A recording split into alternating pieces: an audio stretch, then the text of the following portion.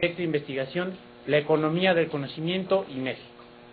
Ha realizado numerosas publicaciones y entre aquellas relacionadas con la temática del trabajo que aquí se publica y destacan las siguientes: Revolución informática, nuevo ciclo industrial y la nueva industria electrónica de exportación en México. La industria electrónica y eléctrica mundial, una aproximación estadística. Empresas y cadenas de valor en la industria electrónica en México. Nueva fase de desarrollo y capitalismo del conocimiento, elementos teóricos. La división interindustrial de trabajo y empresas electrónicas en México. En globalización y cambio tecnológico. La industria electrónica en México en el nuevo entorno internacional. Complementariamente ha participado en numerosos eventos académicos como ponente, en los cuales sobresalen las siguientes ponencias relacionadas con la temática de la presente conferencia: Capitalismo del conocimiento y nueva fase del desarrollo, la industria electrónica en el contexto de la inserción neoliberal de México. Esta está en francés y la voy a omitir. La nueva industria electrónica en el contexto del Tratado de Libre Comercio de Norteamérica. Y adicionalmente imparte docencia en la Facultad de Economía de la UNAM y es miembro de la planta docente y del padrón de tutores de posgrado de Economía en la UNAM. Bienvenido, doctor Sergio Ordóñez, ¿no? Tenemos conectadas de Ecuador a la Escuela Superior Politécnica de Chimborazo, de Perú a la Pontificia, de Perú no están conectados, la Universidad Autónoma del Estado de México, el Centro de Alta Tecnología para la Educación a Distancia, la Universidad Autónoma de Chiapas, la Universidad Pedagógica Nacional, la Universidad Veracruzana y nosotros como sede emisora, la Coordinación de Universidad Abierta y Educación a Distancia. Ahora sí es todo suyo el panel. Okay. Bueno, entonces y yo voy a hablar sobre capitalismo del conocimiento y software libre, y tiene como subtítulo, esto faltó decirlo, una alternativa a la vía actual de desarrollo, ¿no? Bueno, entonces comenzaré haciendo algunos apuntes sobre la relación entre conocimiento y economía, ¿no? Para posteriormente entrar a describir y exponer esquemáticamente las características del capitalismo del conocimiento. Posteriormente, bueno, puesto que el capitalismo del conocimiento tiene como característica principal el constituir al conocimiento como principal fuerza productiva, el gran desafío del capitalismo es valorizar ese conocimiento, es decir, integrarlo en el proceso de valorización, por lo cual la tercera parte se referirá brevemente a este proceso y finalmente abordaré la cuestión en relación a lo anteriormente dicho del software libre. Catet, ¿podría cerrar su micrófono, por favor? Ahora sí, perdón. Sí, del software libre en su doble carácter, ¿no? Es decir, en tanto que forma de producción y de innovación alternativa, vamos a ver por qué, pero por otro lado la integración que hace o el proceso de integración que logra en el proceso de valorización del conocimiento. Bueno, entonces el conocimiento, ¿qué es el conocimiento? El conocimiento se puede entender como la reproducción del mundo material, la reproducción en el pensamiento del mundo material, orientada a la transformación consciente de la realidad, de la propia realidad material. Es decir, el conocimiento tiene un elemento importante de aprehensión de la realidad, aprehensión con H, para su transformación subsiguiente, ¿no? Y por lo tanto, el conocimiento tiene diversos grados de cientificidad. Es decir, podemos hablar del conocimiento entendido como el proceso de aprehensión de los rasgos principales que explican el comportamiento de la realidad. Catet, ¿puede cerrar su micrófono, por favor? Sí es Catet, ¿no? Seguimos escuchando, Kate.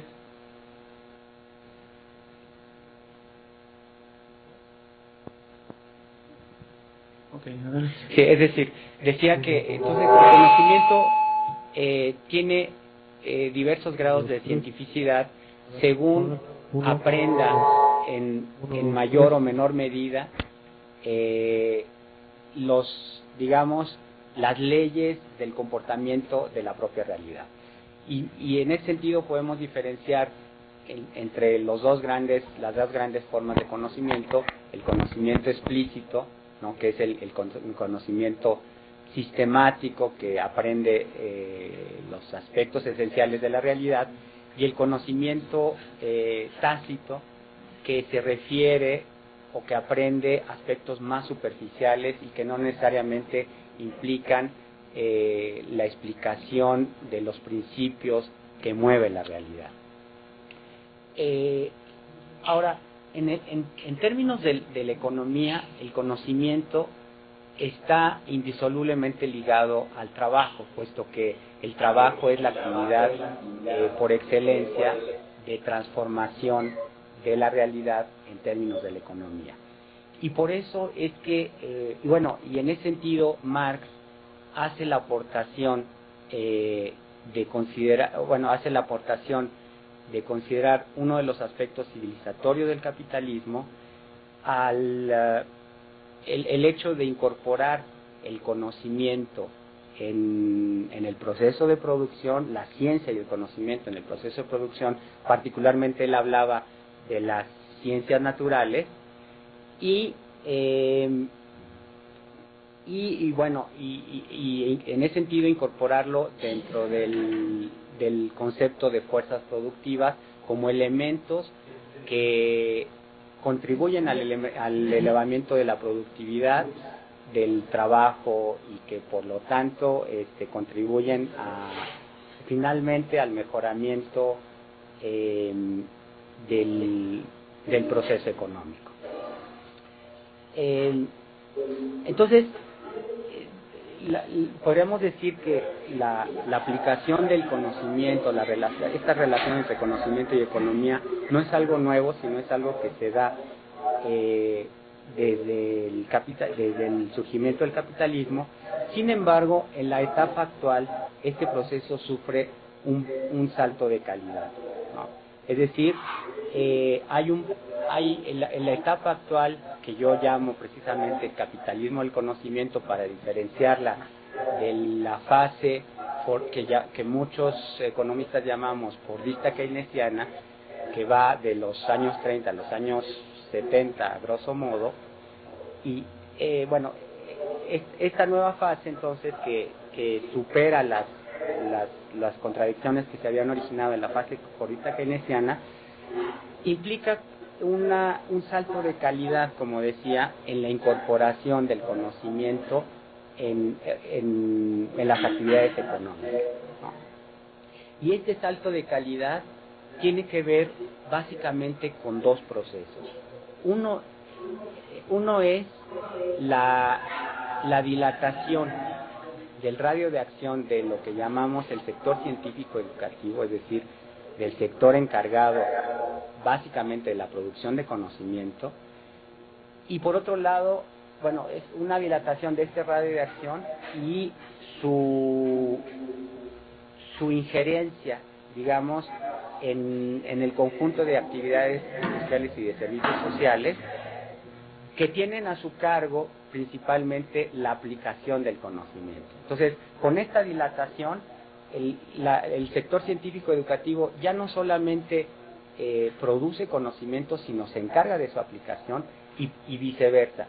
El conjunto de actividades industriales y de servicios sociales ya no solamente se concentran en la aplicación del conocimiento, sino que amplían su ámbito de acción hacia la producción de conocimiento. Entonces, es como resultado de esta dilatación y de esta imbricación, podríamos decir, entre estas dos esferas, que surge esta nueva fase de desarrollo que yo llamo capitalismo del conocimiento, y que precisamente debido a esta nueva articulación entre estas dos esferas este salto de calidad en la aplicación del conocimiento en la economía y de hecho constituir al conocimiento como la nueva gran fuerza productiva del capitalismo. Ahora, entonces, a partir de aquí se pueden distinguir varios aspectos distintivos de esta nueva fase de desarrollo. En primer lugar, decía, bueno, esta nueva articulación entre el sector científico educativo y el conjunto de actividades industriales y de servicios sociales, los cuales pasan a ser integrados en su crecimiento y en su dinámica económica por un nuevo complejo tecnológico productivo que es el complejo que nosotros denominamos sector electrónico informático, que es un nuevo complejo productivo que está articulado por las tecnologías básicas del circuito integrado, el software y la digitalización. Esta nueva integración o esta nueva articulación entre las dos esferas es posible gracias a dos elementos principales que se desprenden del despliegue de la revolución informática y, como decía, de la constitución del sector electrónico informático. Uno es el incremento en la capacidad de procesamiento de información y la producción de ciencia y conocimiento en forma directamente accesible para la producción, ¿no?, y aplicable a la producción, que se deriva del desarrollo de los circuitos integrados y del software, por un lado. Y por otro lado, el incremento en la velocidad y escala de acceso y difusión al conocimiento que se deriva del desarrollo, de la confluencia de la informática y las telecomunicaciones y del desarrollo de las telecomunicaciones. Entonces, se crea esta nueva articulación entre el sector científico educativo, el sector, y el conjunto de actividades industriales y de servicios sociales. Este conjunto de actividades pasa a ser integrado y dinamizado económicamente por el sector electrónico informático, que a su vez se articula con una nueva forma de producción que yo he llamado, en la literatura económica se denomina o se le conoce como toyotismo, que tiene esta nueva forma de producción tiene como principio, en primer lugar, integrar, hacer desaparecer la oposición que existía en la forma de producción anterior, es decir, en el fordismo, entre el trabajo intelectual y el trabajo manual, ¿no?, conformando un solo cuerpo, integrando, podríamos decir de esta manera, a los ingenieros y técnicos dentro de lo que Marx denominó el obrero colectivo. Y aparte de esto, el toyotismo busca la incorporación de las iniciativas teórico-prácticas de los operarios en el mejoramiento del proceso productivo y del producto, lo cual implica la incorporación de su conocimiento para el mejoramiento del proceso productivo y del producto.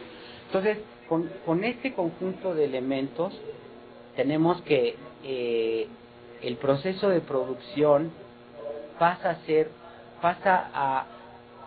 a incorporar cada vez un mayor contenido en conocimiento y que este conocimiento tiene que, al ser incorporado al proceso productivo y objetivado en el producto social, tiene que ser valorizado mediante la realización en el mercado del producto social.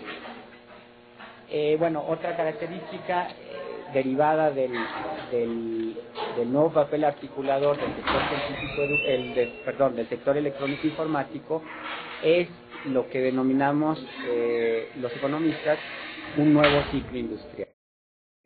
una nueva dinámica económica conformada por ciclos expansivos más largos y de mayor crecimiento y ciclos recesivos más cortos y menos profundos, ¿no? Ahora, dentro de este conjunto de elementos, como decía, se conforma un proceso, o sea, el proceso productivo se convierte en un proceso constante de incorporación de conocimiento y de intento de su valorización. Ahora, el gran desafío, o sea, si todo esto que estoy diciendo es cierto, es decir, si el capitalismo en esta nueva fase logra integrar al conocimiento como principal fuerza productiva, el gran desafío al que se enfrenta el capitalismo es lograr valorizar este conocimiento, ¿no? Entonces, lo que a continuación vamos a ver es cómo el capitalismo intenta valorizar este conocimiento. Por valorización entiendo el proceso de generación de valor a partir del conocimiento, ¿no? Y bueno, aquí en este proceso, el proceso de valorización del conocimiento, es necesario retomar esta nueva articulación entre el sector científico educativo y el conjunto de actividades productivas y de servicios sociales de las que hablaba en un primer momento, para considerar la categoría de trabajo complejo. Es decir, los procesos productivos cada vez más se basan en trabajo complejo, ¿no? El trabajo complejo es el trabajo calificado, el trabajo altamente calificado con un fuerte componente intelectual, ¿no? Entonces, este elemento de trabajo complejo, en conjunción con el toyotismo, ¿no?, que como mencionaba anteriormente, busca incorporar la calidad en el producto y por esa vía el conocimiento, aparte de unificar o de incorporar al conjunto de ingenieros y técnicos ubicados en la producción dentro del obrero colectivo. Estos dos elementos conforman, digamos, los elementos necesarios para, mejor dicho, conforman los elementos que constituyen un proceso intensivo de producción de conocimiento.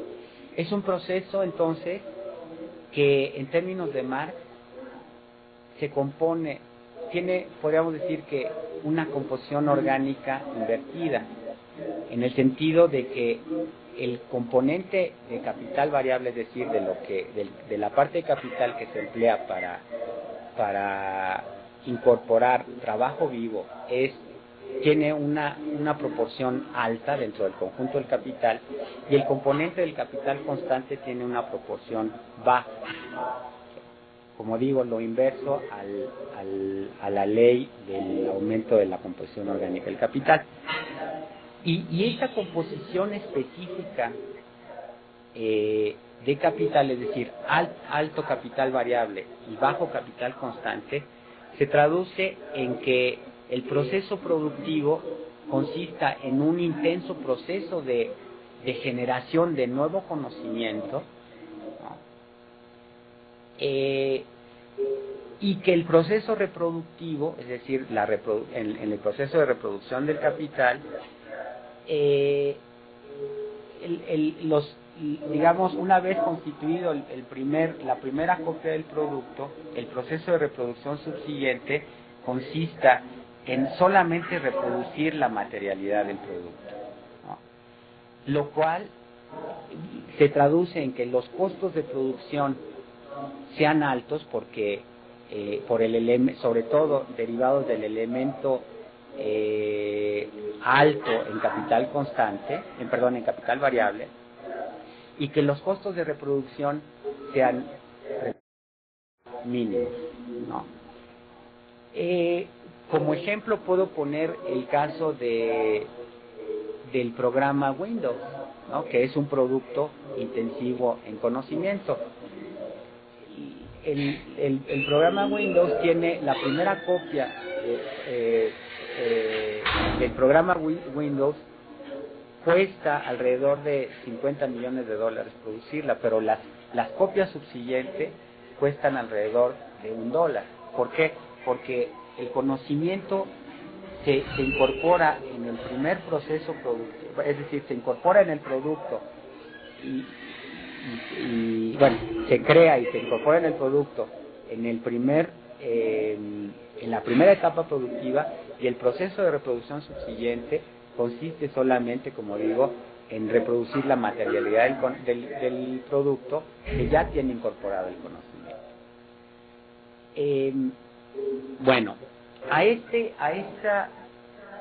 por lo tanto, los productos intensivos en conocimiento tienen lo que se denomina rendimientos crecientes, es decir, el empresario o la empresa que los produce va a obtener rendimientos crecientes por un determinado producto en la medida en que lo reproduzca mayormente.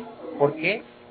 Porque el proceso de creación de conocimiento se realiza en el primer proceso, proceso productivo, y las copias subsiguientes, como decía, incorporan solamente la materialidad, o sea, consisten en la reproducción de la materialidad del producto, y por lo tanto, entre más copias se produzca, mayor beneficio obtendrá la empresa que lo produce.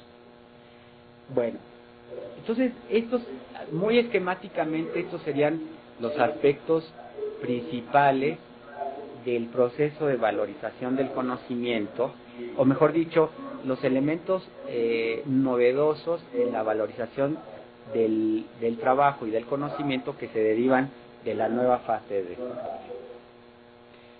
Ahora, lo que veríamos a continuación entraría propiamente en la problemática del software libre, y para tratar de entender la integración que tiene el modelo de software libre en todo este proceso que he descrito. Bueno, el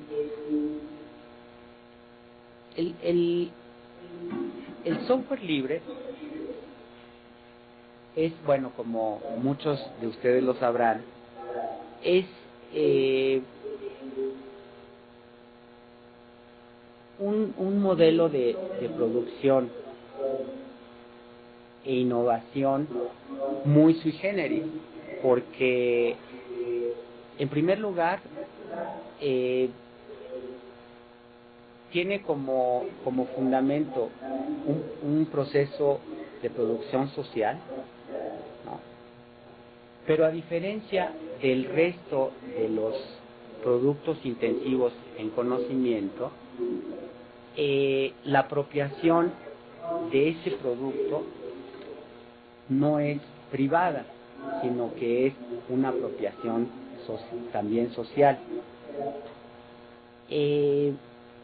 Por lo tanto, bueno, esto rompe una de los elementos principales del circuito de valorización del conocimiento, en la medida en que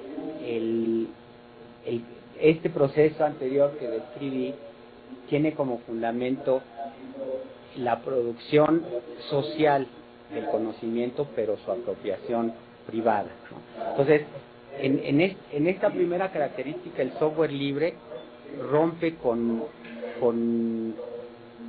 las características generales propias del proceso de valorización del conocimiento. Ahora, en segundo lugar, el software libre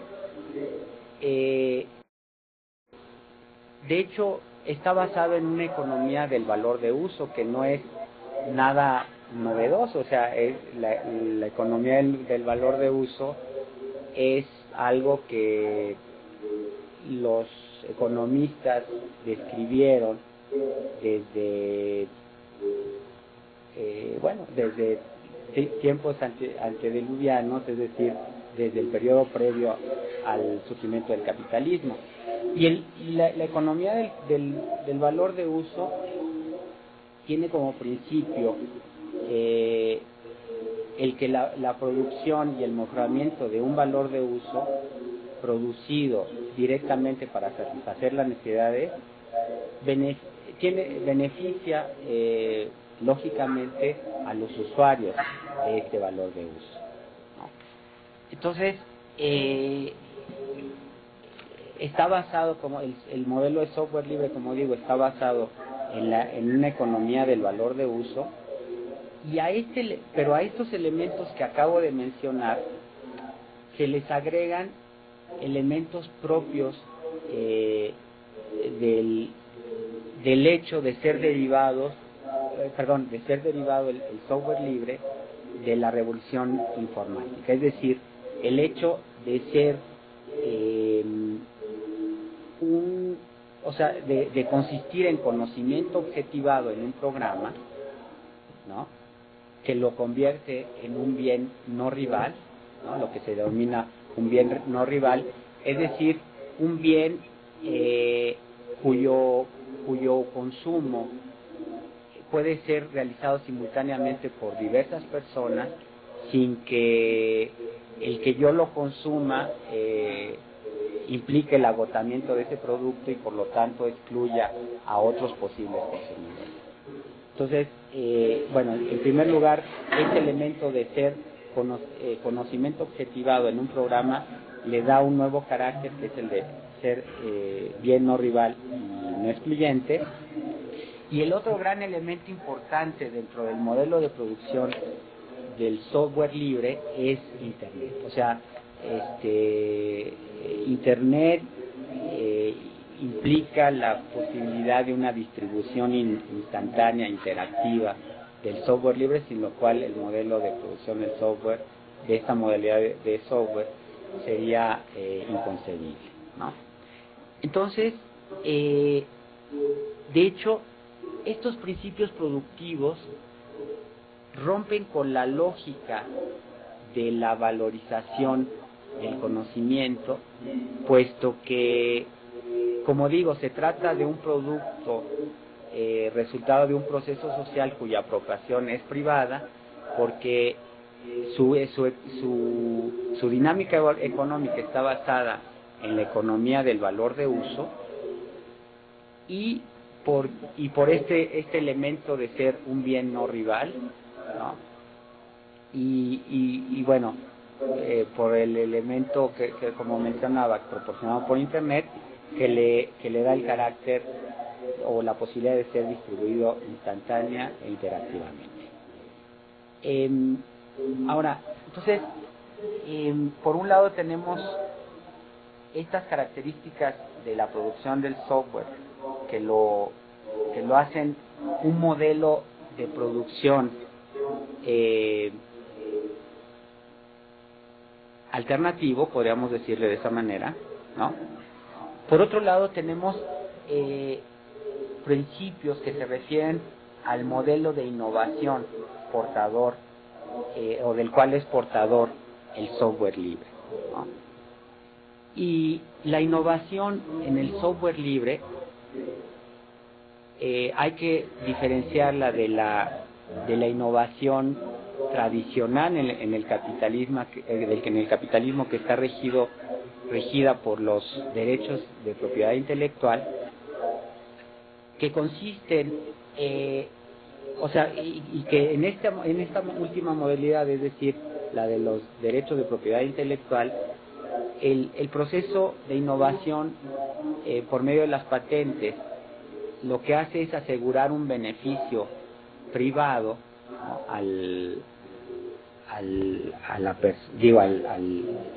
a la empresa que incorpora, ¿no?, pero en detrimento del beneficio social, ¿no? Es decir, las patentes lo que hacen es garantizar una ganancia extraordinaria a la empresa que es dueña de la patente, a cambio de disminuir los beneficios sociales. Caso muy específico podría ser el ejemplo de los medicamentos del SIDA, ¿no? Los medicamentos contra el SIDA que están patentados y que al estar patentados su distribución es restringida en los países en desarrollo, ¿no? Ahora, a diferencia de este modelo de innovación de los derechos de propiedad basado en la propiedad intelectual, el modelo de innovación en el software libre está basado la innovación en el software libre, la innovación es un proceso social que podríamos denominar abierto, basado en fundamentos o en microfundamentos propios de los diseñadores, que tienen su base en el valor de uso. Es decir, un diseñador, al innovar una pieza de software libre, lo que busca es mejorar su aplicación en un ámbito determinado, o bien por una cuestión de artística, podríamos llamarle de esta manera, o simplemente porque lo sabe hacer, ¿no? Entonces, el proceso de innovación no tiene ninguna constricción derivada del mercado, sino que depende del grupo de ingenieros que tienen acceso a una determinada pieza de software y que quieren innovarla, quieren adaptarla para satisfacer determinadas necesidades. Pero por otro lado, está basado en una incentivación de la distribución social de los beneficios de esta innovación. Entonces, de esto se deriva que el modelo de innovación del software libre es un modelo de innovación invertido en relación al modelo de innovación propio de los derechos de propiedad intelectual, y en consecuencia es un proceso que responde a condicionantes y a leyes diferentes, ¿no? Entonces, resumiendo, por un lado tenemos que el modelo de producción del software libre es un modelo basado en principios diferentes a los principios de la valorización del conocimiento, y por otro lado tenemos que el modelo de innovación del cual es portador el software libre es un modelo, como decía, invertido en relación al modelo de los derechos de propiedad intelectual, ¿no? Por lo tanto, el software libre, podemos concluir que el software libre es un modelo de producción e innovación invertido en relación a la lógica capitalista, ¿no? Ahora, si esto es así, la pregunta es, entonces, ¿cómo es que puede subsistir un modelo de software libre dentro de la lógica capitalista, dentro del proceso de valorización del conocimiento? Entonces, de hecho, lo que vemos es que existe, o sea, si bien el modelo de producción del software y de innovación es un modelo de innovación invertido. Por otro lado, existen formas en las cuales el modelo del software libre se integra en el circuito de la valorización del conocimiento, ¿no?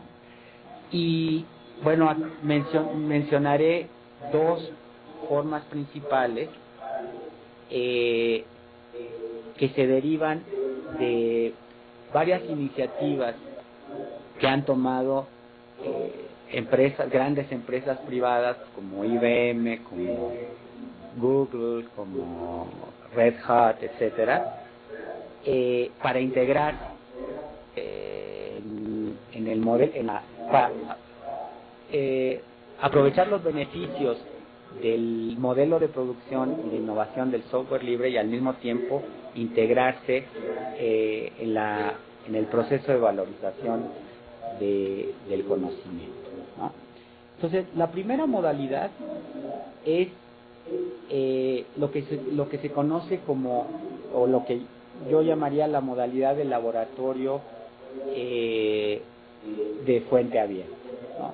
El laboratorio de fuente abierta es una iniciativa de IBM y de otras empresas por poner parte de su software poner parte de su software, digamos,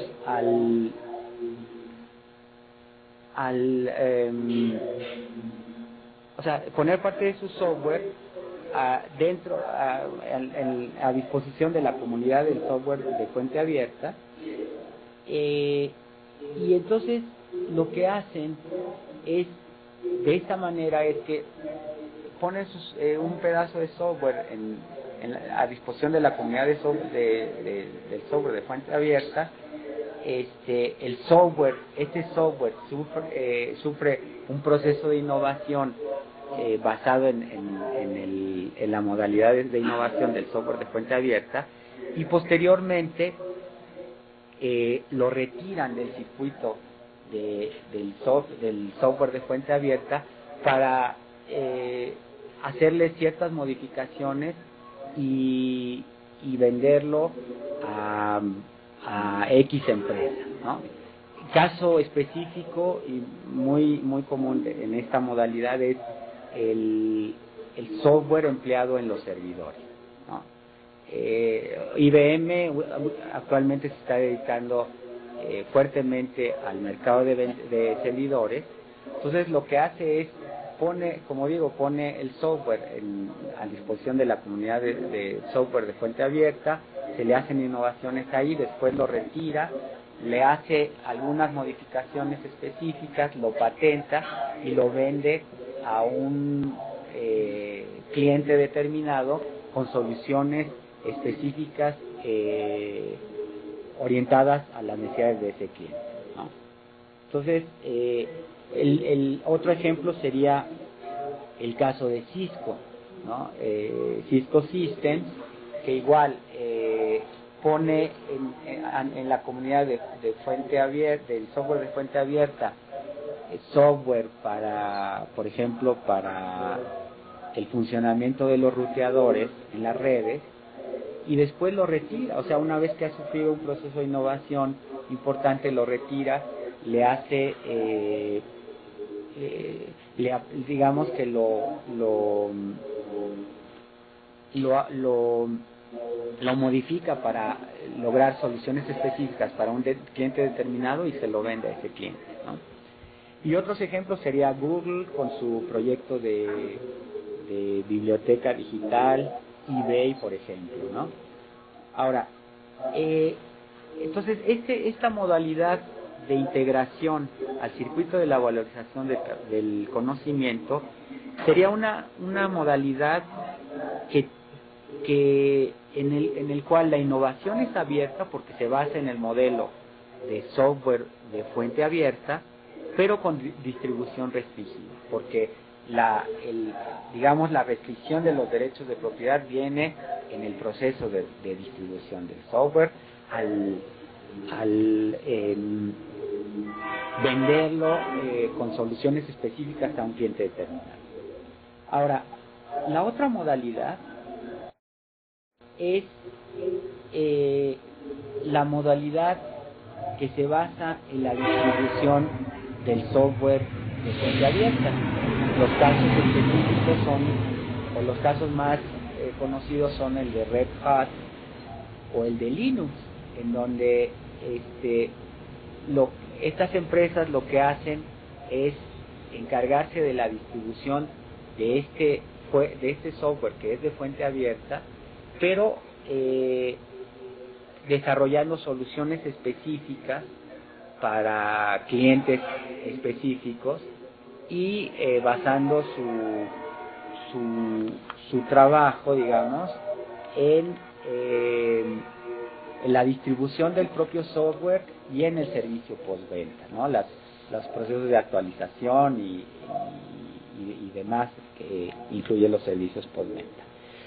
Entonces, esta modalidad de integración del software de fuente abierta en el circuito de la valorización del conocimiento podría ser considerada como una modalidad que se basa en la distribución abierta con soluciones específicas, ¿no? Entonces, bueno, planteado esto, lo que se deriva es el hecho de que, por un lado, el capitalismo busca con el proceso de conversión del conocimiento en nueva fuerza productiva, busca hacer del conocimiento una nueva palanca de producción, ¿no? Para solucionar problemas que no había podido solucionar en fases de desarrollo precedentes. Y bueno, y esto plantea, como decía al principio de la exposición, el gran desafío de valorizar el conocimiento, ¿no? El proceso de valorización del conocimiento logra incorporar gran parte del conocimiento social, pero hay una parte importante de este conocimiento social, particularmente el que está representado por el conocimiento incorporado en el software de fuente abierta, que no entra dentro de la dinámica de valorización del conocimiento en su proceso productivo, pero que, como decía, el modelo logra integrarse en el circuito de la valorización, particularmente en el proceso de distribución del software, ¿no? Entonces, la gran pregunta aquí es ¿qué va a pasar? Es decir, ¿qué va a pasar en el sentido de si el movimiento de software de fuente abierta logrará ser incorporado completamente en la lógica de valorización del conocimiento, o logrará subsistir esta modalidad ambigua en la que sus principios de producción son invertidos y rompen con la dinámica, con la lógica de la valorización del conocimiento, pero logran integrarse en el propio proceso.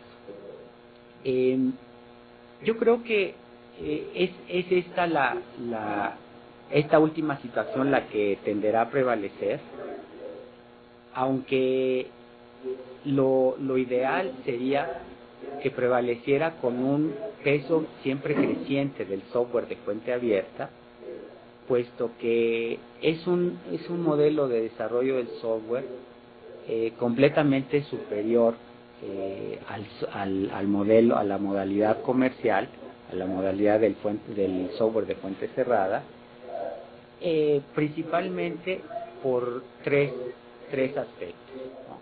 En primer lugar, porque la capacidad de innovación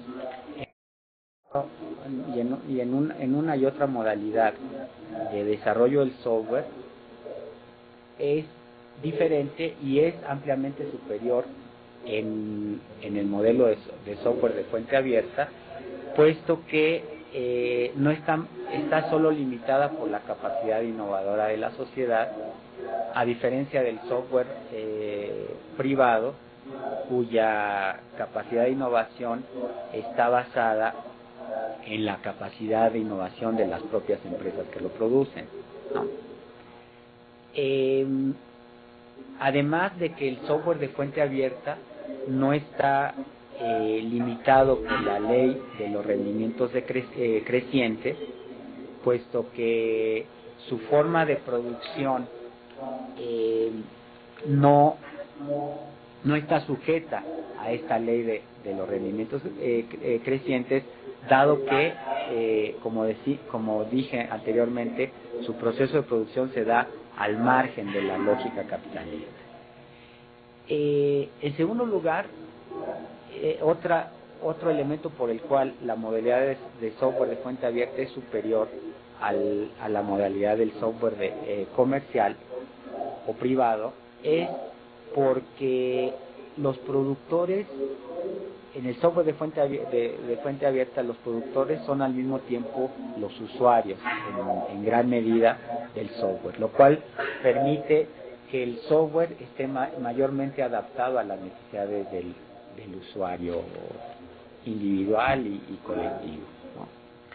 Y en tercer lugar, y esto es un aspecto muy importante, es que al no existir un control sobre el código fuente, como en el caso del software privado, no existe un control sobre la división del trabajo alrededor del software, como sí lo existe en el caso del software de fuente cerrada, ¿no? Y este hecho, o sea, el hecho de que no existe un control sobre la división del trabajo alrededor del desarrollo del software, permite que los estados, sobre todo en los países en desarrollo, puedan tener injerencia en la división del trabajo alrededor del desarrollo del software y puedan entonces tener el margen para promover el crecimiento de empresas locales enfocadas al desarrollo del software y orientadas a la solución de problemas específicos de los usuarios de cada país. Entonces, esto le da un margen, o sea, este modelo le da un margen mayor de maniobra a las empresas y a los estados nacionales de los países en desarrollo para poder promover una política de promoción propia del desarrollo del software en países como México y otros que nos están escuchando. Entonces, como conclusión, plantearía que el modelo de software de fuente abierta proporciona una modalidad de producción y de innovación que escapa a las leyes de la lógica de la valorización del conocimiento, que es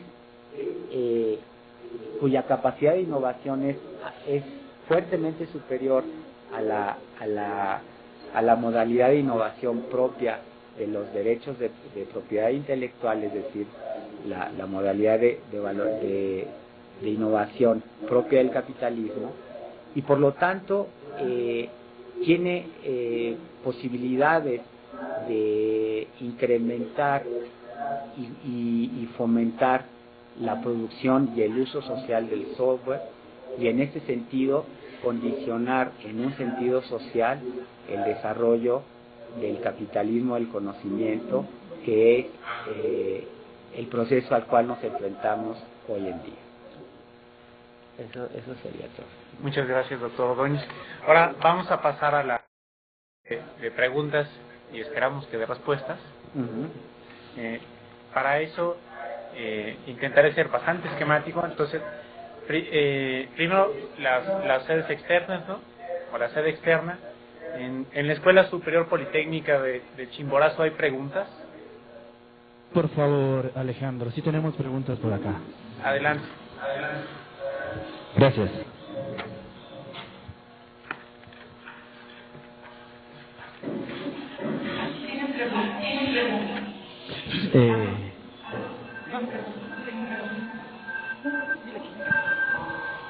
Bueno, un momento, estamos por acá calibrando el micrófono. Sí, la modalidad de respuesta, o sea, voy a Aló. luego Nos preguntan una y ok. Por favor, buenas tardes. La pregunta va orientada esencialmente en su institución, cómo la producción de software libre ha incidido en la generación de conocimiento. Quisiera que me responda, por favor. Pues no, eso sería más. Bueno, vamos a intentar hacerla colegiadamente. No, o sea, lo que yo quiero decir es que, bueno, es que en mi institución, bueno, no, o sea, digo, institucionalmente no se produce software de fuente abierta, entonces no ha tenido ninguna injerencia, ¿no? En este sentido. Lo que habría que ver es los programas de educación basados en el software de fuente abierta y la incidencia que eso ha tenido ¿no? Pero eso sí escapa a mi... Sí, digamos, la Universidad Nacional no tiene una política oficial alrededor de la producción de software libre. Sí ha habido intentos, Gunnar inclusive ha sido partícipe de este tipo de intentos de oficializar a través de los canales institucionales la producción de software libre, pero hasta la fecha no existe. O sea, no sé si eso pueda contestar su pregunta. O sea, la Universidad Nacional no tiene una política oficial respecto a la producción de software libre, ¿no? Y luego entonces no hay, digamos, indicadores claros sobre cómo la producción de software libre en la universidad está impactando a la sociedad mexicana. Muchas gracias. En parte está respondida la pregunta, pero más bien en el campo aplicativo del software libre que ustedes utilizan, ¿cómo ven la perspectiva de la generación de conocimiento de pronto en sus estudiantes o de los propios docentes? Gracias. Pues ay, no. Esa es la misma línea. Por ejemplo, Gunnar nos comenta, ¿no? Que por ejemplo, es que se trata más bien de actos individuales. Es decir, hay bastantes personas que participan activamente en la producción de software libre, por ejemplo, mandando parches o adecuaciones o adecuaciones, pero lo hacen en carácter individual, o sea, no lo hacen de manera institucional. Ahora sí, Gunnar, creo que nos... Sí, respondiendo directamente a esta última pregunta que nos hacían, del involucramiento de los alumnos como pues parte importante de lo que forma nuestra universidad, las carreras más cercanas a la computación dura, digamos las de ciencias de computación de la Facultad de Ciencias, no tiene una línea definida, digamos, de nosotros vamos a hacer todo con software libre. Sin embargo, pues la mayor parte de los docentes han decidido hacerlo de esa manera. Y bueno, tienen una filosofía que a mí me gusta mucho. Por ejemplo, en esa carrera no enseñan ni lenguaje de programación alguno, ni herramienta alguna para llevar a cabo sus funciones, sino que le dicen al estudiante, mira, para la práctica de la semana que entra, quiero que sepas usar Lisp. ¿Cómo lo vas a hacer? Problema tuyo. Ok, para usar Lisp, pues, ¿cuáles son los dialectos de Lisp que puedo conseguir? Probablemente algún relacionado con Scheme, por decir algo, y tiende a ser software libre. Entonces, en los puntos, en esas facultades hay mucha penetración y mucha producción también, aunque como apuntan pues Alejandro y el doctor no es institucional el asunto, es más bien individual, aunque seamos muchos individuos. Muchas gracias. Gracias, Escuela Superior Politécnica. El Chimborazo. Alejandro, si me escuchas, tenemos una pregunta más, por favor, si nos ayudas. Me gustaría pasar a las siguientes sedes y luego volvemos a dar otra vuelta. ¿Listo? Ya, listo. Esperamos luego una segunda vuelta. Sí, así es. ¿La Universidad Autónoma del Estado de México tiene alguna pregunta? Sí, buenas tardes. ¿Sí me escuchan? Sí, adelante. Buenas tardes. En repetidas ocasiones se escuchó el término, escuché dos términos, uno que es software libre y otro que es software de fuente abierta. Quiero entender que estos dos términos es lo mismo o hay alguna diferencia. Es lo mismo. O sea, yo me refería al software de fuente abierta como software libre y de hecho entiendo lo mismo, ¿no? Mi duda va orientada porque precisamente cuando hablamos de software lo podríamos determinar quizás como un producto ya terminado, es decir, un programa que ya está corriendo pero sin involucrar lo que es su código fuente como tal. Entonces me confundo un poquito esos dos términos.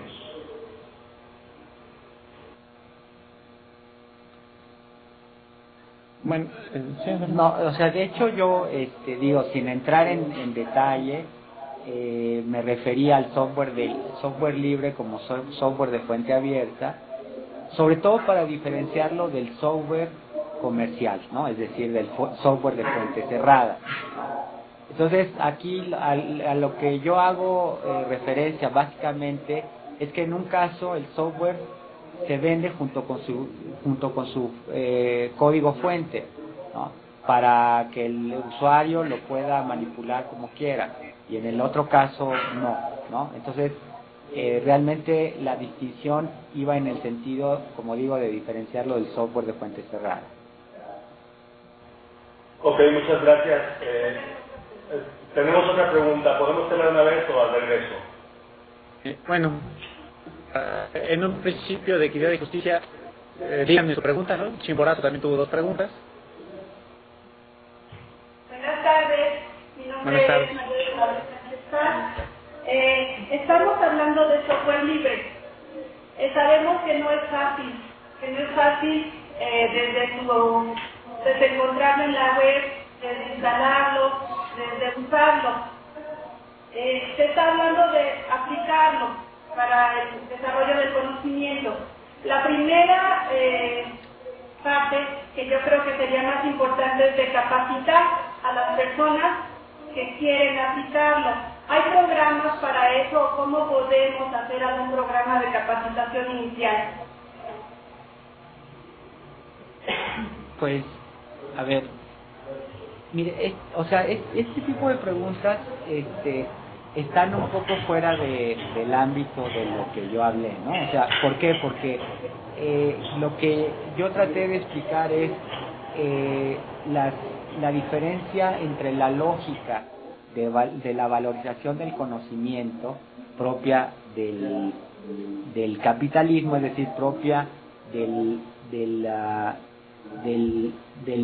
modelo productivo en el cual se está produciendo y valorizando conocimiento, y la lógica propia del software libre que, como decía, por un lado escapa, o sea, en sus fundamentos productivos y de innovación escapan a la lógica capitalista, ¿no? Pero por otro lado logra integrarse en el circuito de valorización del conocimiento. No sé si tú, Alejandro, tengas un poco más de elementos sobre la pregunta en específico. Sí, yo creo que es una pregunta que trae de aclarar como habilidades, o sea, ¿a quién vamos a capacitar y para qué lo vamos a capacitar? Es decir, cuando uno dice que el software libre es difícil, pues en realidad toma tantas magnitudes como experiencia tenga quien lo quiera usar.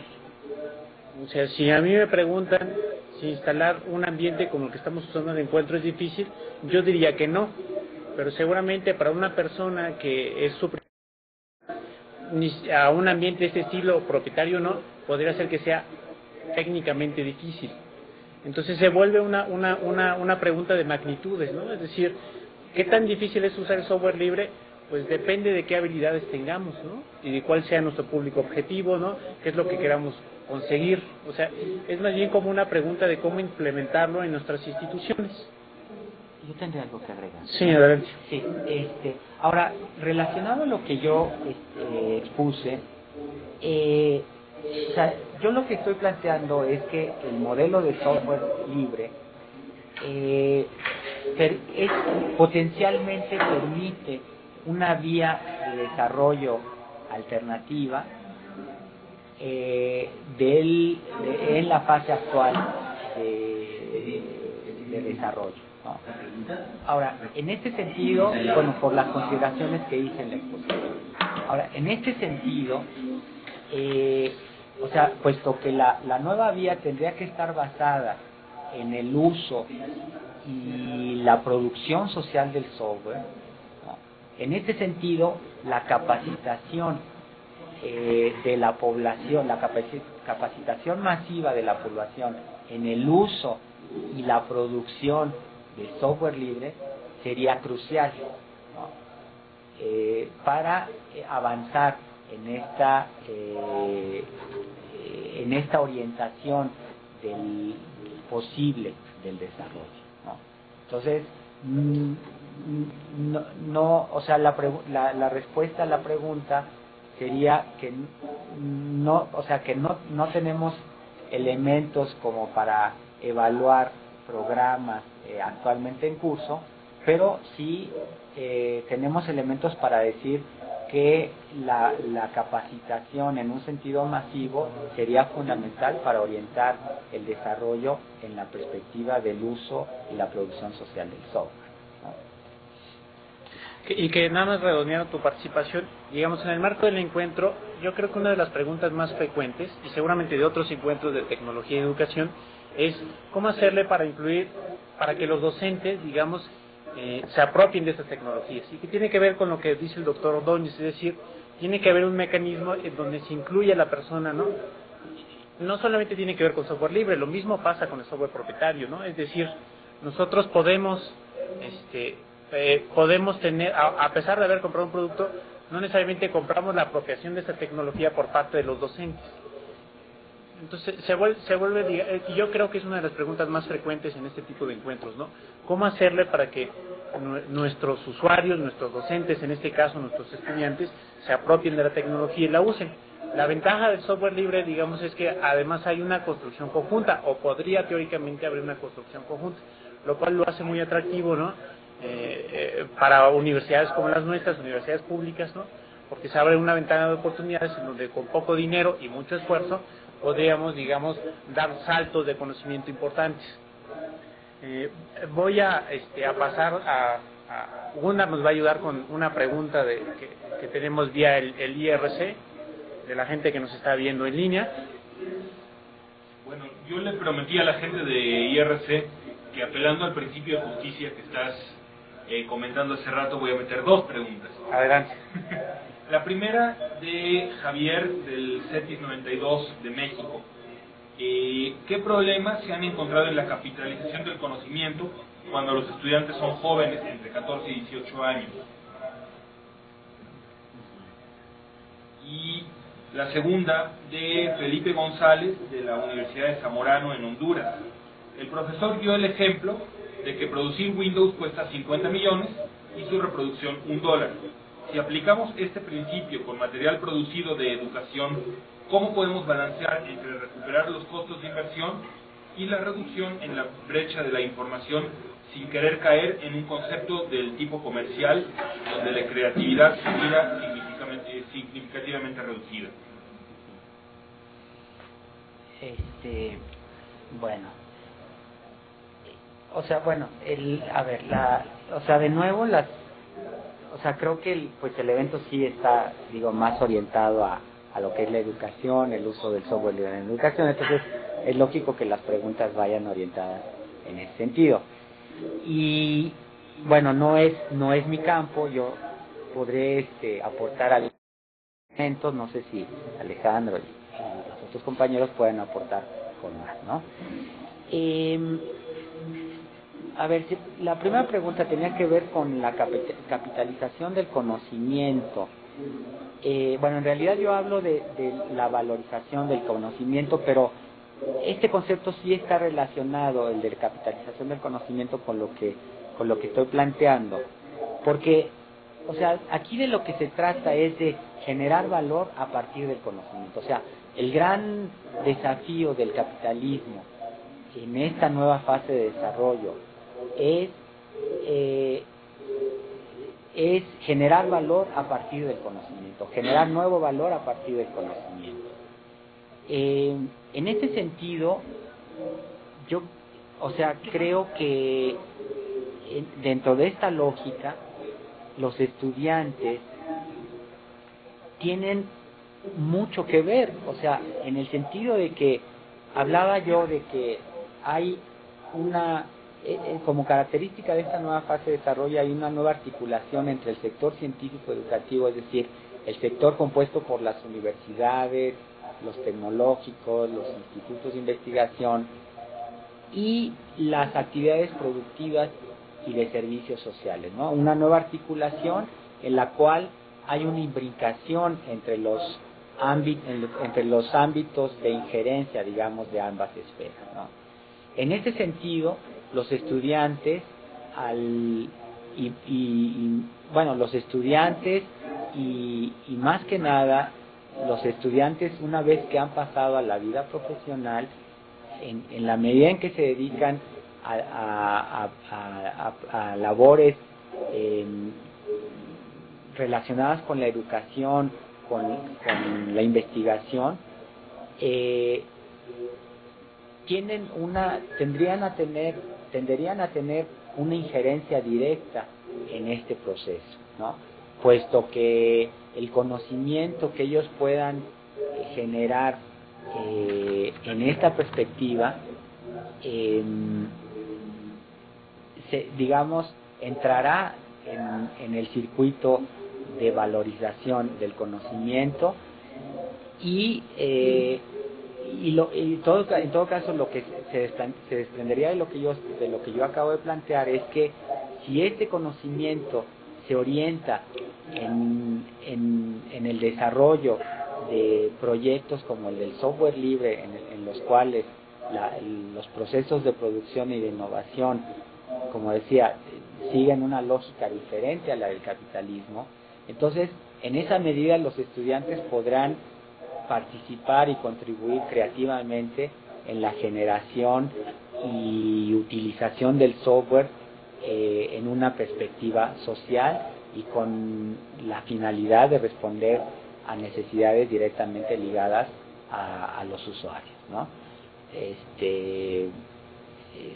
Bueno, eso sería lo que tendría que decir con respecto a la primera pregunta. La segunda era sobre... ¿Sobre qué? ¿Cuál era la segunda? La segunda es la de Felipe González. El profesor dio el ejemplo de que producir Windows cuesta 50 millones y su reproducción $1. Si aplicamos este principio con material producido de educación, ¿cómo podemos balancear entre recuperar los costos de inversión y la reducción en la brecha de información sin querer caer en un concepto de tipo comercial donde la creatividad se mire significativamente reducida? Bueno, o sea, esta pregunta tiene que ver con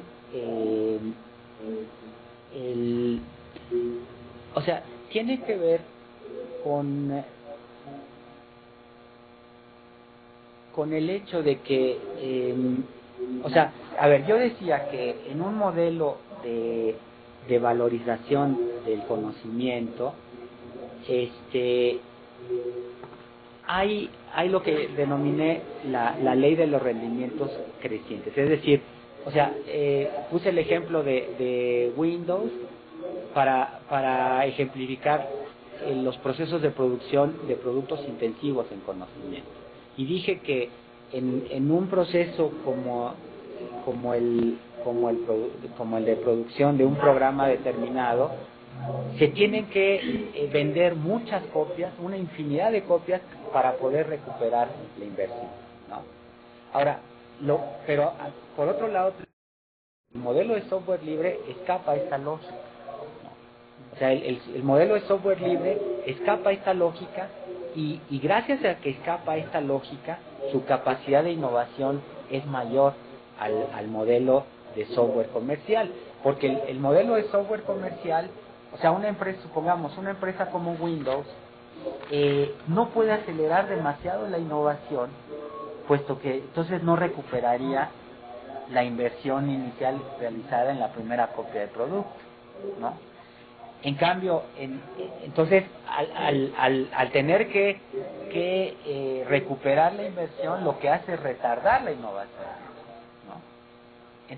Cosa que en el modelo de software de fuente abierta no sucede. O sea, el modelo de software el modelo de software libre está, al estar por fuera de esta lógica, no tiene que recuperar los costos de inversión realizados en la producción de la primera copia del producto. Por lo tanto, la capacidad de innovación es mucho mayor y por lo tanto no hay costo inicial que recuperar. Entonces, de ahí la superioridad del modelo de software libre sobre el de fuente cerrada, ¿no?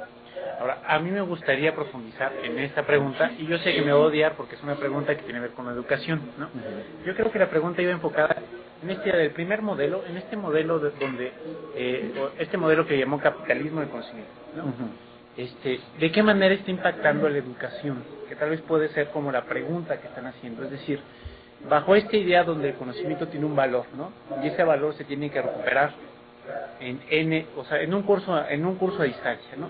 En n número de emisiones o en n número de alumnos, ¿no? O sea, desde su visión, ¿cómo es que está impactando este nuevo modelo, digamos, a los actos educativos? Bueno, yo interpretando la pregunta, bueno, yo tenía una pregunta muy similar, ¿no? Y entonces por eso aprovecho para... Sí, de hecho, o sea, yo creo que aquí, a ver, la cuestión, o sea, el vínculo entre lo que yo estoy diciendo y la temática propiamente del encuentro es la cuestión de la educación, ¿no? Digamos, es una sola parte, ¿no? Es una sola parte. Bueno, entonces, a ver, ¿qué relación habría entre el capitalismo del conocimiento y la educación? Bueno, lo que yo planteaba acerca del capitalismo del conocimiento es que es que su característica principal es que aumenta inusitadamente, en una proporción muy acelerada el contenido en conocimiento incorporado en la producción social, ¿no? O sea, cada vez más es el contenido en conocimiento que está incorporado en los productos que diariamente consumimos, que se usan para producir nuevos productos, que se comercializan, etcétera, ¿no? O sea, la característica principal es este mayor contenido en conocimiento. Ahora, el conocimiento, o sea, el conocimiento es, digamos, es en un cierto sentido es la contracara de la educación, ¿no? O sea, para producir conocimiento se requiere tener educación, ¿no? Tener una formación especializada, aunque no solamente especializada, porque yo mencionaba, podemos hablar de trabajo de conocimiento tácito, que no requiere una formación especializada, pero que sí puede requerir un cierto nivel de educación, que no profesional, sino formas diferentes de educación, como la capacitación sobre el trabajo, ¿no? Entonces, el papel de la educación en la nueva fase de desarrollo, en el capitalismo del conocimiento, es fundamental, puesto que se trata de incorporar conocimiento en la producción social y hacer del conocimiento la fuerza productiva principal, ¿no?, de los países. Entonces, de hecho, lo que vemos en los indicadores internacionales es que los países que están sobresaliendo más dentro de la perspectiva de desarrollo actual son los países que más invierten en educación, ¿no? Entonces, creo está muy claro. O sea, países como Corea, como Australia, como los escandinavos, Suecia, Dinamarca, Finlandia, ¿no? Son los países que desde hace 20 años, China, por ejemplo, es un caso específico, ¿no?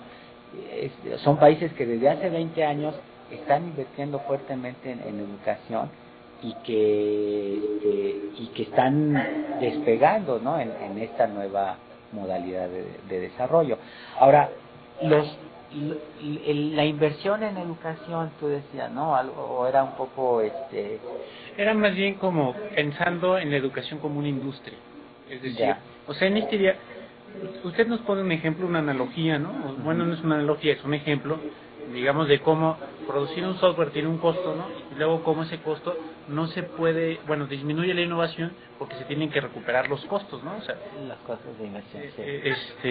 Y luego yo intentaba llevarlo a un ejemplo de educación, es decir, para una empresa privada, por ejemplo, por el Tecnológico de Monterrey, le cuesta cierta cantidad hacer un curso. Y es la misma lógica, supongo yo no soy economista, pero, pero es la misma lógica, es decir, ese curso cuesta cierta cantidad de dinero y luego entonces yo lo tengo que replicar tantas veces como sea posible para poder yo recuperar mi inversión y superarlo. Entonces lo que yo decía es, bajo esta lógica de mercado, ¿cómo es que se ha ido impactando la educación? O sea, bueno, o sea, no tengo datos sobre esto, pero lo que sí puedo decir es que que cada vez se da o sea, dentro de esta nueva articulación entre el sector científico educativo y las actividades industriales y de servicios sociales, esto implica una mayor articulación entre, por ejemplo, las universidades y las empresas, ¿no? Entonces, al grado de que en las empresas, las universidades empiezan a desarrollar actividades de investigación y desarrollo que anteriormente desarrollaban las empresas, ¿no? Como parte de esta nueva articulación, ¿no? Entonces, en ese sentido, las universidades tienden a entrar en una lógica comercial del conocimiento, ¿no? O sea, ya no es la universidad alejada de la producción de las empresas, ¿no?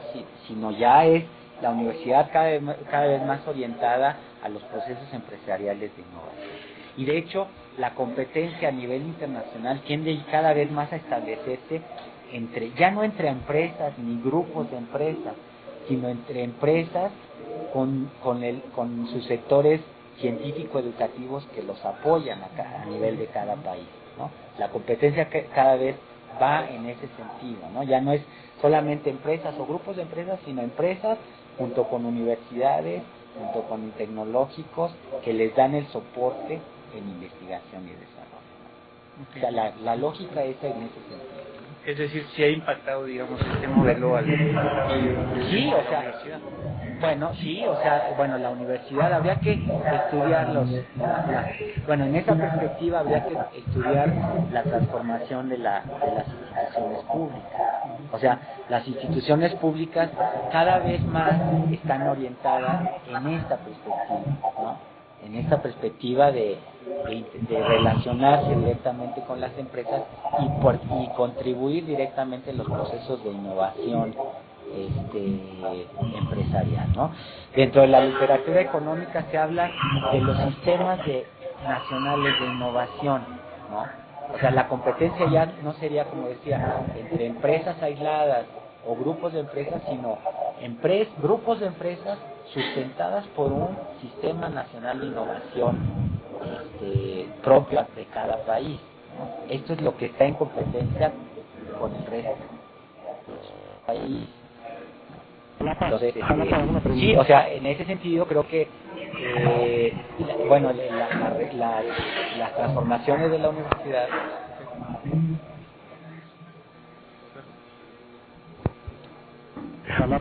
las transformaciones de la universidad habría que estudiarlas en esta perspectiva, inclusive de la universidad pública, ¿no? Ya sería un ámbito específico, pero habría que estudiarlo en esta perspectiva. Muy bien, pasemos ahora, por favor. Vamos a pasar ahora, hay preguntas, a lo más 2 preguntas en el CATEF. ¿Sí? Adelante, Luis. Jalapa, quisiera intervenir. Buenas noches. Estoy hablando desde el CATEF, Tlaxcala. Yo pertenezco a la Universidad Autónoma de Tlaxcala, del Departamento de Ciencias de la Educación, específicamente de las licenciaturas de Comunicación e Innovación Educativa y de la carrera Acercarse de un poco más el Ciencias. micrófono. Bueno, ¿sí? Luis, ¿puede? Sí. ¿No me dice Hernández Galaví? Subir el volumen. Bueno, ¿me escuchaste? Bueno, adelante con la pregunta para no perder más tiempo. Bueno, estoy representando a la Universidad Autónoma de Tlaxcala, del Departamento de Ciencias de la Educación. Mi comentario, más que pregunta, va referente a lo último que estuvieron hablando sobre el impacto que está teniendo el software libre en estos procesos de desarrollo en los sectores productivos. Y ciertamente, últimamente se habla de las instituciones, principalmente las universidades públicas, que deben buscar nuevas fuentes de financiamiento, y me llamaba la atención esta cuestión de cómo recuperar la inversión. Y es necesario precisamente buscar una mayor vinculación entre el sector productivo, que apoyen o bien tomen en cuenta a los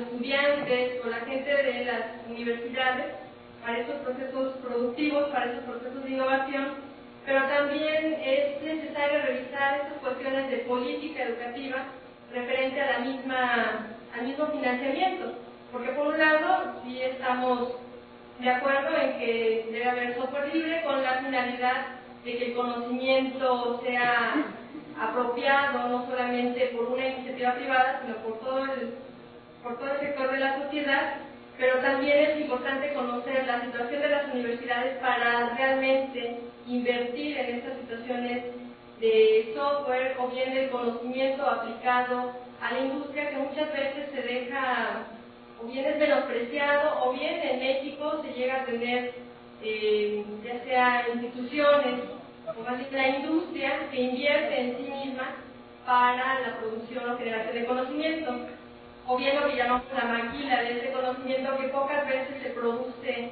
en México, o bien no es que no se produzca, sino que no se reconoce o no se tiene el espacio para realmente llevarse a cabo, o que impacte realmente en ese desarrollo económico. Entonces, aquí sí, más que preguntar a un comentario, ¿quién financia finalmente a las universidades públicas principalmente?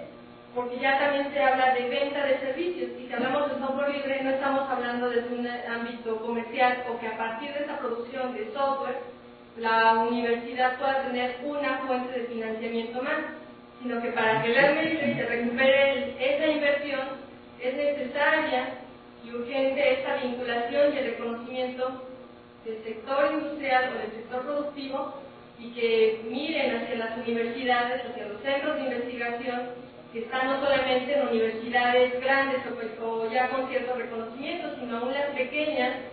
Se requiere de ese reconocimiento o de ese apoyo para la inversión en conocimiento, en investigación, porque a veces se deja de lado. Ya lo que se vende últimamente es prestigio de las universidades, más que el conocimiento que puede ser generado por docentes o estudiantes. Ahí está mi comentario. Muy bien, muchas gracias. ¿Yo puedo hacer? Sí, adelante. ¿Sí? Bueno, a ver, yo quiero aquí mencionar las experiencias de otros países en la promoción del desarrollo, del uso del software libre. Los casos específicos de Brasil, ¿no? Y países como Brasil, países como China, países como Alemania, ¿no? Que lo que están haciendo es, por un lado, promover la sustitución del software comercial por software libre en todas las instituciones de gobierno, ¿no? En todas las instituciones de gobierno. Esto, por supuesto, que trae consigo un costo importante, porque no solamente, bueno, no necesariamente por la compra del software libre, porque el software libre se puede obtener gratuitamente, aunque no es la única forma, pero sí en capacitación de personal, ¿no? Entonces es necesario tomar en cuenta esta cuestión, que todo proceso de sustitución implica una inversión inicial fuerte, ¿no? O sea, todo proceso de sustitución, quiere decir, de software libre por software comercial, implica un proceso de inversión inicial fuerte, pero es un proceso que relativamente rápidamente se recupera. Y se recupera de diferentes maneras. Por ejemplo, se calcula que el costo en una empresa de mantener una computadora con software comercial es de alrededor de $7,000 anuales, ¿no? Por los gastos de actualización, las licencias, etcétera. Y en el caso del software libre, estos costos se reducen a la mitad aproximadamente, ¿no?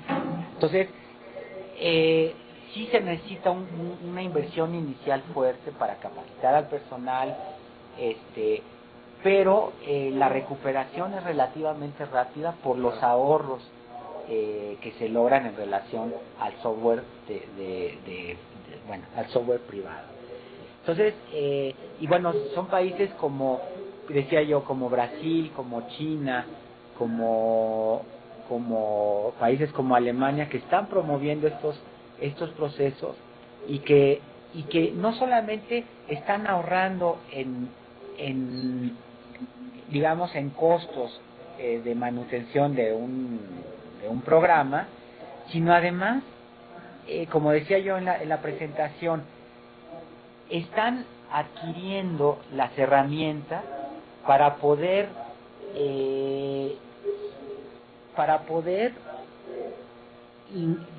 promover el ingreso de empresas locales en la división del trabajo alrededor de la producción nacional de software, ¿no? Por ejemplo, supongamos un sistema, Linux como sistema operativo de fuente abierta, ¿no? Linux puede requerir aplicaciones diversas para contabilidad, por ejemplo, para operaciones de nómina, en fin, este tipo de cosas. En el modelo de fuentes cerrada, la empresa que tiene el código fuente es la que controla la división, la división del trabajo entre las empresas que podrían surgir alrededor de el desarrollo de este tipo de aplicaciones, ¿no?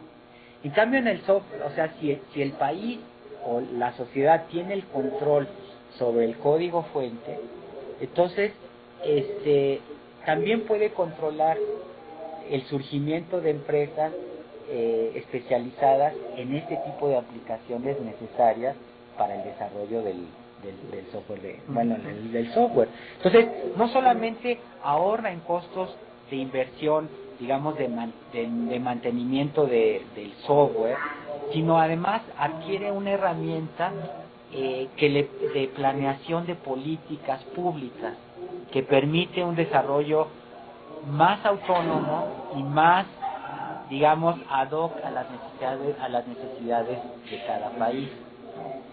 Entonces, yo creo que no solamente es recomendable que la sustitución, sino que es una cuestión vital para el desarrollo actual de los países, sobre todo los países que no tienen empresas líderes como Estados Unidos, ¿no? Países que no tienen empresas líderes y que quieren desarrollar aplicaciones diferentes de software, ¿no? Ahora, una última observación respecto al comentario que se hacía. Yo no estoy de acuerdo en que adquiriendo o incorporando software libre, una institución como la universidad no pueda obtener a partir de ello fuentes de financiamiento. O sea, podría incorporarse al modelo de Red Hat que decía yo, ¿no? O sea, el modelo de distribución del sistema operativo basado en software libre. O sea, lo que hacen es, ellos lo empaquetan, ¿no? Empaquetan el software y lo distribuyen a clientes específicos y además desarrollan soluciones específicas para para ese cliente determinado. Al desarrollar esas soluciones específicas, ellos generan una ganancia, o sea, obtienen una ganancia al partir del desarrollo de esas soluciones específicas, y muy bien puede ser una fuente de financiamiento, ¿no? Una fuente de financiamiento que se puede retroalimentar con la capacidad de innovación de las universidades, o sea, conformar una masa crítica de diseñadores, de desarrolladores de software de fuente abierta, de software libre, que posteriormente se desarrolle encontrando soluciones específicas para empresas o para usuarios determinados y cobrar por ese servicio. Y es una fuente de financiamiento que entra dentro de esta lógica de incorporación del software de fuente abierta dentro de la valorización del conocimiento. Muy bien, me faltan todavía 4 sedes más, así que tengo 20 minutos, así que vamos a ser un poco más breves en los comentarios. Le pido que por favor intenten cerrar su micrófono, ¿no? Hace mucho que no me he acordado del tren que pasaba a esta hora, que no pasó, ¿no fue ahí? No pasó. Entonces, ¿de quién fue el tren? No importa, es decir, cierren su micrófono, por favor, ¿no? Bueno, ahora sí, en la Universidad Autónoma de Chiapas, ¿hay preguntas? Sí, claro, Alex, aquí, Leonardo Yamazaki. Hola, Leonardo. Mira, pues va rapidito. Voy a hacer una pregunta acá y luego si podíamos hacerle podría hacer la otra pregunta a la sede de Tapachula. Es las dos juntas y que la responda el doctor. Correcto, entonces hago la pregunta y luego le paso el micrófono a la sede de Tapachula para que haga la suya. Adelante. Bien, la mía sería, ¿cómo se relaciona la idea del capital humano de Gary Becker con este modelo de capitalismo del conocimiento? Y podríamos decir que este modelo económico tomado del software libre puede ser tomado como un ejemplo de un modelo de tercera vía al desarrollo económico latinoamericano, aún considerando que en Latinoamérica tenemos un poco la cultura de no querer compartir y ser un poco egoístas. Esa sería la primera pregunta. Le paso la voz a Tapachula. Muy bien. Hola, mi pregunta es, de acuerdo al planteamiento del doctor, me gustaría saber si tiene algún modelo, me refiero a algún esquema, en el que pudiéramos visualizar a todos los actores y su integración, y dónde podríamos leer sus publicaciones. Bueno, relacionado a la primera pregunta, capitalismo del conocimiento y capital humano. Bueno, de hecho la literatura del capital humano se ha desarrollado a partir del surgimiento de este nuevo fenómeno, basado, como decía yo, en la incorporación del conocimiento, la incorporación cada vez más importante del conocimiento en la producción social, ¿no? Toda esta literatura del capital humano se ha derivado de este proceso y bueno, digamos que sí, o sea, a ver, Tapachula, ¿puede cerrar su micrófono, por favor? Sí. A ver, entonces decía que esta literatura se ha derivado de este nuevo fenómeno de incorporación del conocimiento en la producción social, aunque la literatura del capital humano va enfocada bueno, de hecho es una literatura que diríamos es apologética de este fenómeno, es decir, es defensora del capitalismo del conocimiento, de la valorización del conocimiento, y en ese sentido plantea que una nueva modalidad de capital es el capital humano, que pasa a ser un componente muy importante por el contenido conocimiento que agrega a la producción, ¿no? Entonces, yo, diría que esta literatura sí se deriva del nuevo fenómeno del capitalismo del conocimiento, pero yo estaría, digamos, reconocería en la literatura el aporte que tiene en términos de la importancia del conocimiento y de la información incorporada por el trabajo vivo a los procesos productivos. En ese sentido reconocería un aporte, pero estaría, digamos, en contra de la orientación de la aportación, en el sentido de que es una, como digo, es una aportación apologética del proceso, es una aportación que lo que busca es una defensa de la nueva fase de desarrollo y de su intento de valorizar conocimiento. Ahora, yo no es que, yo de frente al fenómeno reconozco que es un fenómeno nuevo, que es un fenómeno que implica potencialidades antes nunca vistas, particularmente derivadas de la incorporación del conocimiento o de la constitución del conocimiento en nueva fuerza productiva, pero al mismo tiempo planteo que habría formas más democráticas, formas más, sobre todo formas de desarrollo en las cuales se incorpore el uso y la producción social del conocimiento, que precisamente es la alternativa que yo veo en el desarrollo del software de fuente abierta dentro de esta perspectiva, ¿no? Entonces tendría ese doble carácter, ¿no? La literatura del capital humano y mi percepción, digamos, del propio fenómeno del capitalismo del conocimiento. Ahora, sobre el esquema de lo que preguntaba la compañera, ¿no? Sobre un esquema donde se ubicaran todos los actores que entran en la escena. No lo tengo. Lo que sí, podría proporcionar es una dirección donde se podrían consultar algunos de mis trabajos, que es la dirección de la página del Instituto de Investigaciones Económicas. No la tengo. Ok.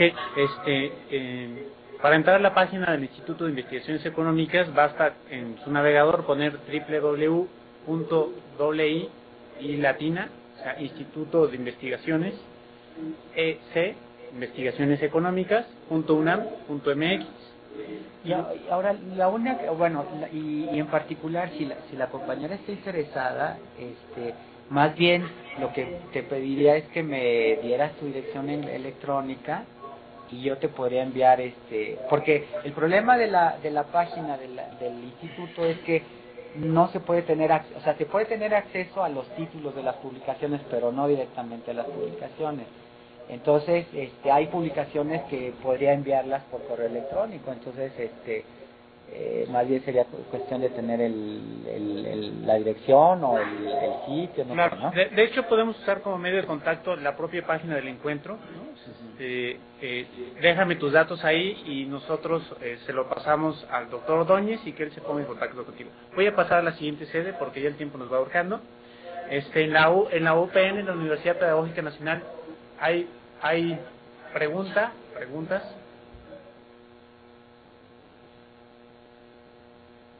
¿No hay nadie en la Universidad Pedagógica Nacional? Sí, no hay ningún comentario. Ok. En la Universidad Veracruzana sé que hay preguntas o comentarios. Por favor, ¿tienen la palabra? Sí, buenas noches, Rodolfo Capellán desde la Veracruzana. No sé que estamos ante un espejismo en esta discusión de la cuestión económica del software. Tenemos muy mal audio, finalmente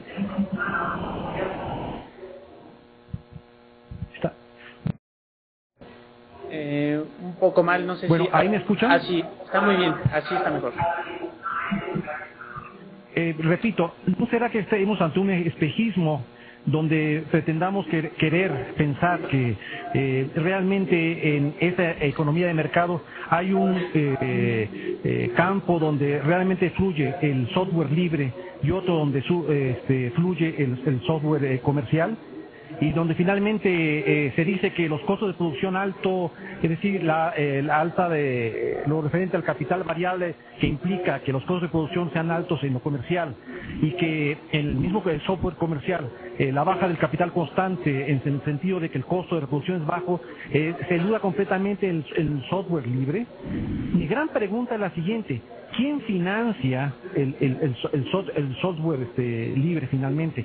Que sí quisiera hacer la aclaración que hay una diferencia entre software libre y de fuente abierta, que finalmente el más enriquecedor es el de fuente abierta porque permite meter mano y crear estructuras y complejos programas a partir del conocimiento propio.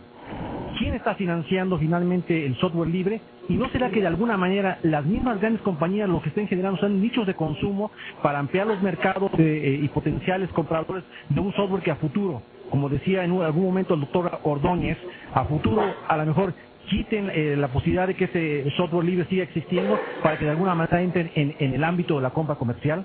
Esa es mi gran pregunta, porque finalmente el hecho de que alguien, por ejemplo, pueda meterse en un código de fuente abierta de un programa implica que tiene dominio y conocimiento sobre el diseño de programas, y esto implica que incluso no necesita ni software libre ni código de fuente abierta, sino puede construirlo por motu propio. Por ejemplo, aquí en la Veracruzana tuvimos capacidad para crear una plataforma tecnológica con nuestro propio software y nuestros propios desarrolladores. La gran paradoja es que la vendemos. Esa es la pregunta: ¿quién financia? Y si no será un engaño del propio mercado de consumo, el software libre, doctor. A ver, primero la distinción entre software libre y software de fuente abierta.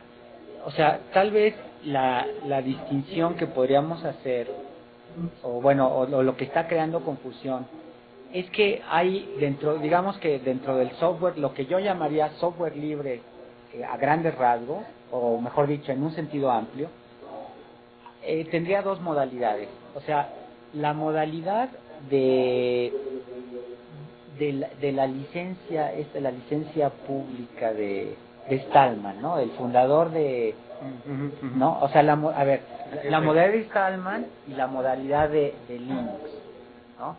Que o sea, en Stallman cualquier modificación al software, a un pedazo de software, no se puede o sea, no se puede meter bajo derechos de propiedad, sino tiene que quedar como, o sea, a disposición de la comunidad del software libre, ¿no? En cambio, en la modalidad de Linux, ¿no? No necesariamente las modificaciones sucesivas que se hacen a un kernel de software tienen que permanecer bajo la modalidad de libre, sino que pueden ser restringidas bajo derechos de propiedad, ¿no? Entonces, habría que distinguir de entrada entre estas dos modalidades. Cuando yo estoy hablando del software como posibilidad, del software del software libre como posibilidad para la constitución, digamos, de una vía alternativa de desarrollo del actual capitalismo del conocimiento, me estoy refiriendo a esta última modalidad, o sea, a esta modalidad que puede en un momento dado ser patentada, llamémoslo así, ¿no?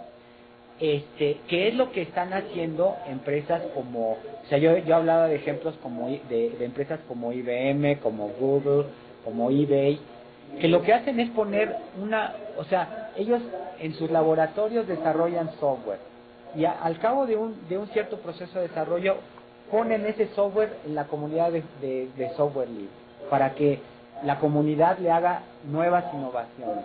A partir de un momento determinado ellos retiran ese software y patentan las innovaciones sucesivas que ellos hacen sobre la base de las innovaciones que se hizo en la comunidad de software libre, ¿no? Eso es lo que permite la integración del software libre circuito de la valorización del capital, ¿no? Entonces, refiriéndome a esta última modalidad del software, el financiamiento viene de muy diversas fuentes, y sí, una fuente muy importante de financiamiento son las grandes transnacionales, que lo que hacen, fíjense, es ver el beneficio que tiene apoyarse en la comunidad de software software libre, precisamente por la capacidad de innovación que tiene, que es superior a la capacidad de innovación del software comercial o del software privado, ¿no? O sea, más bien, yo creo que es un poco al contrario de lo que está planteando el compañero. O sea, no es que sea un engaño de las transnacionales, sino más bien que las transnacionales como IBM, al ver la capacidad de innovación de la comunidad de software libre, se apoyan en ella, y una vez, o sea, se apoyan en ella para innovar su propio software, y como digo, después lo pueden retirar, hacerle modificaciones específicas para soluciones específicas de un cliente determinado y patentar, ¿no? Muy bien. Chimborazo, 1 minuto, por favor.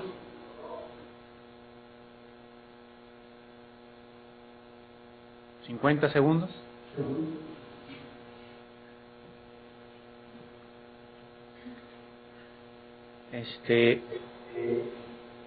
No hay respuesta de Chimborazo. Hay pregunta, una última pregunta, ya en 3 minutos tendríamos para esto. Una última, me gustaría que fueran 2, pero ni modo, creo que no es posible. Tengo que encontrarla.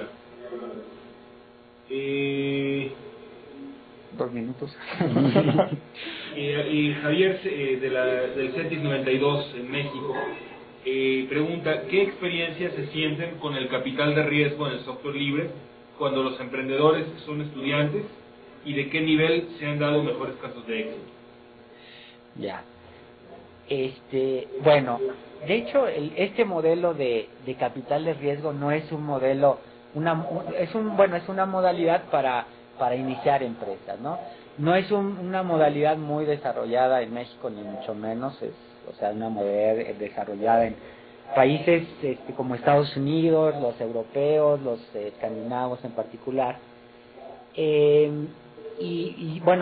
Creo que es una modalidad que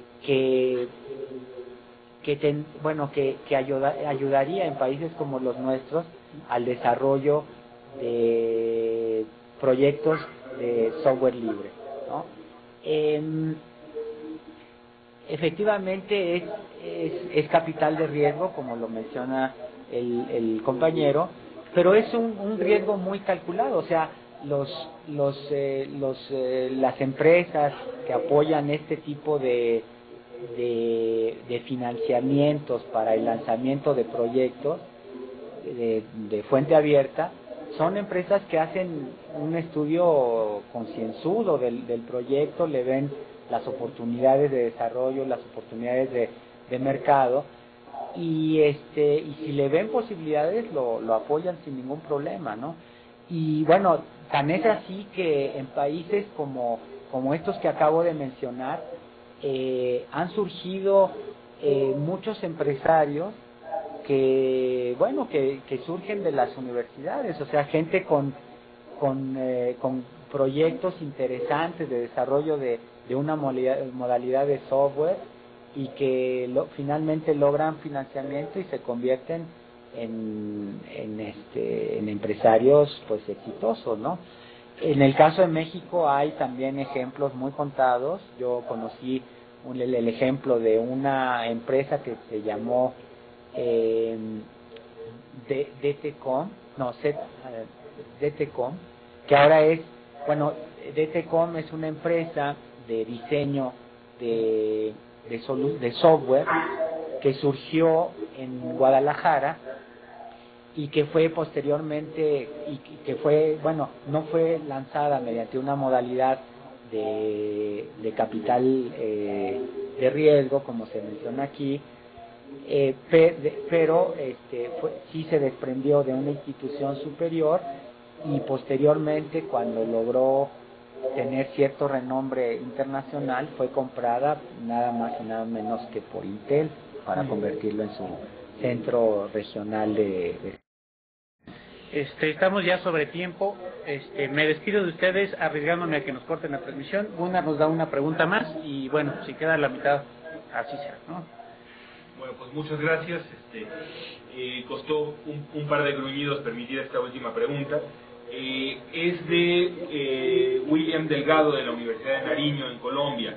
En instituciones es muy costosa la cuestión de licencias de sistemas operativos como Windows. Sin embargo, Microsoft ha adoptado estrategias para que su inserción en centros educativos se realice. En cuanto al software libre, ¿qué estrategias está tomando o qué institución existe a la cual acudir para que brinde soporte técnico en instituciones que quieran adquirir estos conocimientos? No tengo idea yo de eso, ¿no? No sé si tú tengas. Pues bueno, eso lo pregunto yo y yo empiezo a responder porque de los que estamos aquí creo que soy el que está un poco más metido en eso. Es en buena parte eso lo que no ha permitido que se dispare más la adopción de software libre en lugares como las universidades, que para tener la adopción hace falta en quién apoyarse, hacen falta pues compañías bien montadas y de suficiente tamaño para responder, para dar soporte. Entonces esto, por ejemplo, en España lo han podido resolver muy bien creando una comunidad completa alrededor de los programas que tienen, o sea, de los proyectos de adopción de software libre en comunidades. Supongo que en otros países con quienes no he tenido tanto contacto directo han hecho cosas similares. Lo importante es que no podemos impulsar el uso masivo de software libre en tanto no tengamos una estructura adecuada. Creo que ya perdimos todo. Sí, ya. Ya, eso. Bueno, aprovechamos entonces ya para despedir, bueno, para darle las gracias al doctor Ordóñez por su participación en este ciclo de conferencias y para despedirnos de la Escuela Superior Politécnica del Chimborazo, la Universidad Autónoma del Estado de México, el Centro de Alta Tecnología de Educación a Distancia, la CUAED, la Universidad Autónoma de Chiapas, la Universidad Pedagógica Nacional, la Universidad Veracruzana y nosotros la Coordinación de Educación, la Coordinación de Universidad Abierta de Educación a Distancia y el Instituto de Investigaciones Económicas. Nos vemos el día de mañana. Bueno, está abierta la invitación a la conferencia del día de mañana. Es sobre comunidades virtuales de aprendizaje. Y bueno, los esperamos en la sesión.